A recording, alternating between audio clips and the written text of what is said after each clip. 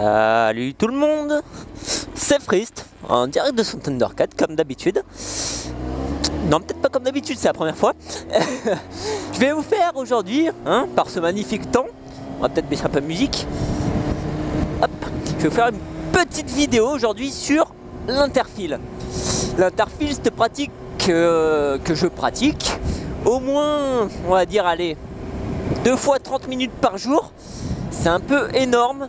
Je me suis dit, c'est peut-être le moment d'en parler un peu parce que les avis divergent quand même énormément là-dessus, sur comment le pratiquer, sur la vitesse, la bonne vitesse adaptée, sur les distances, sur les dépassements par la droite. Est-ce que c'est vraiment un dépassement par la droite? Alors, on va creuser un peu le sujet. Je vais faire exprès ce matin de prendre l'autoroute un peu plus haut, comme ça je serai sûr d'être bouché entre Vernaison et Faisin.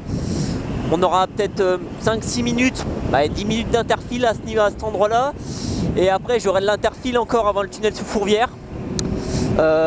J'espère que ça sera un petit peu bouché, histoire que ça agrémente un peu mon vlog. Donc voilà, donc on se retrouve dans, pour vous rien du tout, pour moi 5 minutes, et on commence ça. Allez, bisous les loups.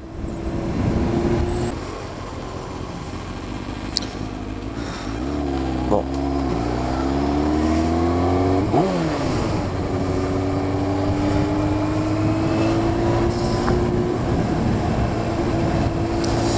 Bon bah, comme vous pouvez le voir, je pense que ça va commencer à partir de là. Là j'en ai pour au moins un quart d'heure, 20 minutes. Je pense que j'aurai le temps de tourner mon vlog du coup.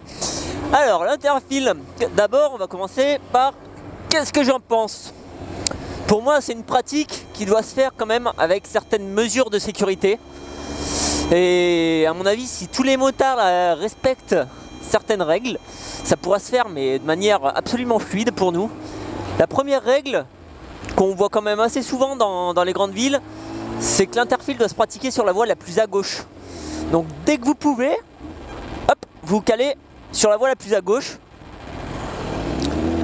comme ça, hop, parce que si vous êtes, enfin, si toutes les motos sont sur la voie de gauche et que vous arrivez comme un débile sur la voie de droite, les gens vont avoir tendance à faire des écarts gauche-droite et c'est dangereux, aussi bien pour les motos à gauche que pour les motos à droite.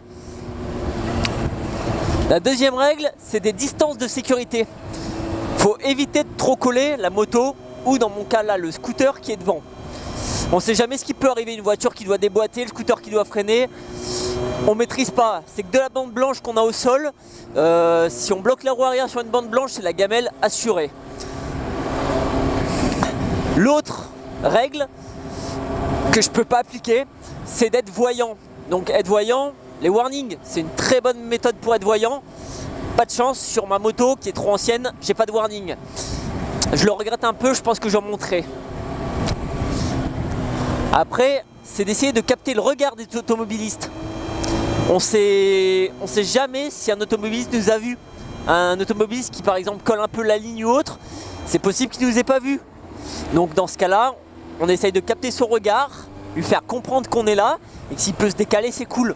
Dans l'ensemble, enfin, je parle pour la région lyonnaise, les gens quand même se décalent assez souvent, laissent passer, et la remontée de file, franchement, c'est un boulevard. C'est un boulevard. Donc après, il y a toujours des mecs qui bombardent comme des débiles. Ils se mettent en danger eux. Et moi, s'ils sont pressés, ils ont qu'à passer. Regardez-le lui. Hop, il est sur la bordure. Donc voilà. Donc après, il y a pas mal de détracteurs de la remontée de file qui disent que c'est dangereux, que les motards sont imprudents. Vous allez voir que moi personnellement sur mon trajet quotidien, je vois pas où est l'imprudence, je vois pas où est la dangerosité. Parce que même au pire je tamponne une voiture à, je suis à combien, allez, je suis à 40, peut-être 50 max. La voiture je pense aura rien, le mec à l'intérieur aura rien.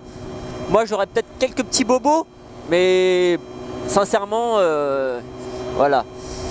La dangerosité surtout dans cette remontée de file, c'est que les automobilistes la plupart du temps sont à l'arrêt, font pas attention. C'est moche, on va remettre encore la faute sur les automobilistes, mais je vous montrerai, on verra. si j'en trouve ce matin. La plupart du temps, les gars sont à l'arrêt, ils sont complètement en train de faire autre chose. Il y a les nanas qui se remaquillent, les mecs qui font mumuse avec leur autoradio, texto aussi, c'est bien les textos dans les bouchons. Hein.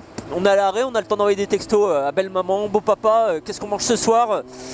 Donc je comprends la tentation d'être à l'arrêt, mais s'il vous plaît, automobilistes, faites gaffe. Vous êtes à l'arrêt, mais vous êtes quand même sur une autoroute, dans mon cas, et merci. Faites gaffe, s'il vous plaît, franchement. Parce que le déboîtage sans clignot, parce que vous êtes en train de textoter ou que vous avez la main dehors, tranquillement, c'est bon, ça commence à casser les couilles.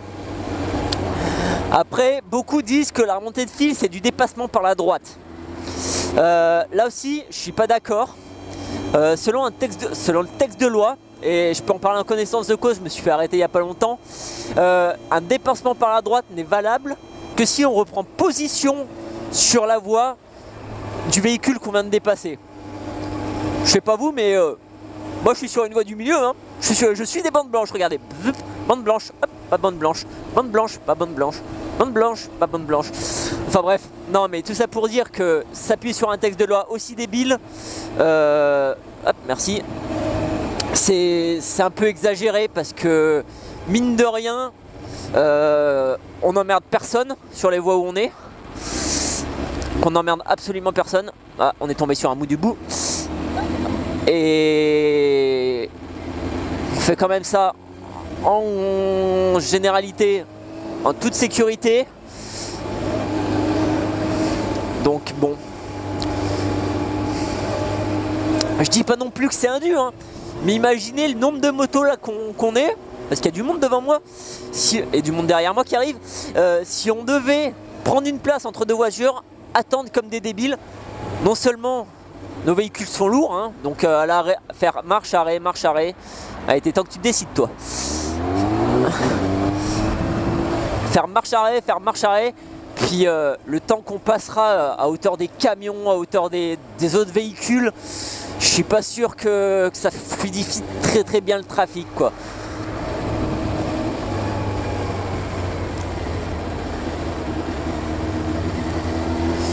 Donc bon, il y a, à mon avis, quelques petites règles élémentaires de sécurité à respecter, on va dire.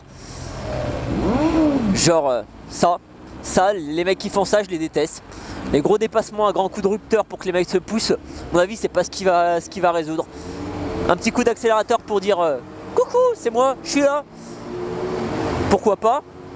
Mais des grands coups de rupteur pour se faire un chemin, ça, je trouve ça un peu limite, on va dire, parce que hop là, quand je parlais des distances de sécurité, petite 125 Duke, ouais, le rupteur pour dépasser, rupteur, klaxon. Après on voit souvent le stéréotype du motard qui est en montée de fil parce qu'on laisse pas passer casse des rétros. Personnellement, j'ai jamais vu ça. Je suis pas du genre à taper sur les véhicules, je sais que le coup, je sais le coup que ça a. Après, si le mec il me bloque volontairement, il me fait une crasse volontairement, bon ok, là il va payer, on est d'accord là-dessus. Mais la plupart du temps, comme je vous ai dit, les mecs, soit ils vous regardent pas, soit ils sont autre chose. Donc un petit coup de klaxon, des fois un petit appel de phare pour leur dire coucou, je suis là. Mais guère plus. Regardez, depuis tout à l'heure, est-ce que j'ai eu une seule fois besoin d'utiliser mon klaxon, besoin de faire un gros rupteur de malade? Les gens se poussent plus ou moins naturellement et c'est une chose que j'apprécie énormément. Je tiens à vous remercier tous, hein. À 4 roues, ça fait vraiment plaisir parce que je mets un temps fou, je passe un temps fou dans ces putains de bouchons. Et c'est vrai que si j'avais pas ma moto, si les gens ne se poussaient pas, si tout le monde ne roulait pas de manière coordonnée, bah voilà, on serait un peu dans la panade tous autant qu'on est.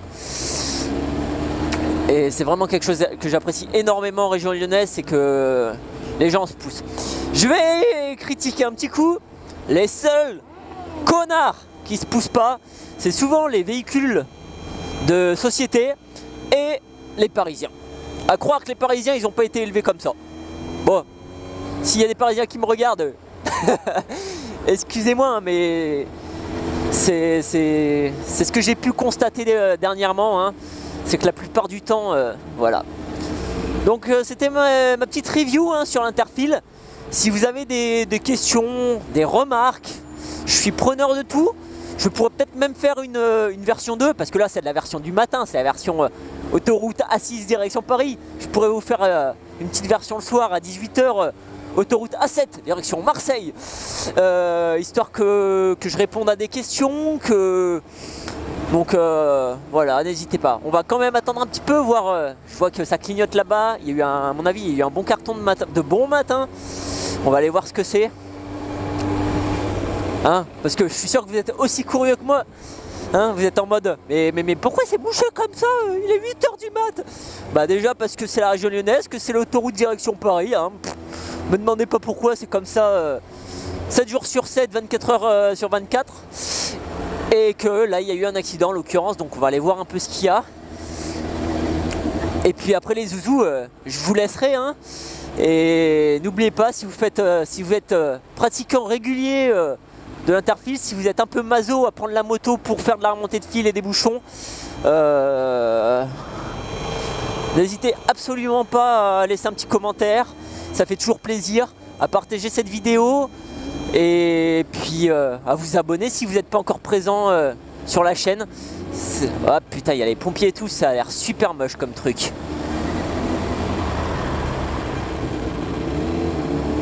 Pompiers, flics, ça pue. Ça pue, ça pue. Oh, qu'est-ce qui s'est passé de bon matin? Non, juste un véhicule en panne. Ah, oh, putain de ta mère.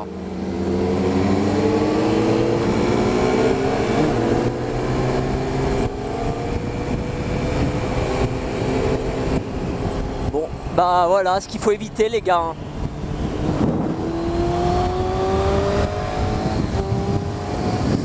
Voilà, c'était la petite pensée morbide du matin. Et n'oubliez pas, faites ça en prudence et ça évitera d'avoir des cartons.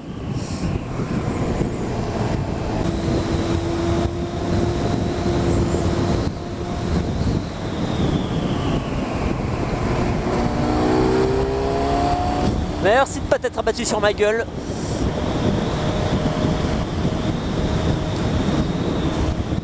Bon, et un petit bonus, on va vous faire ce qu'il faut absolument pas faire en Interfil, que je fais tous les matins. Ça vous prouve que je suis pas non plus totalement blanc comme neige, hein. Je parle par expérience. Mais bon,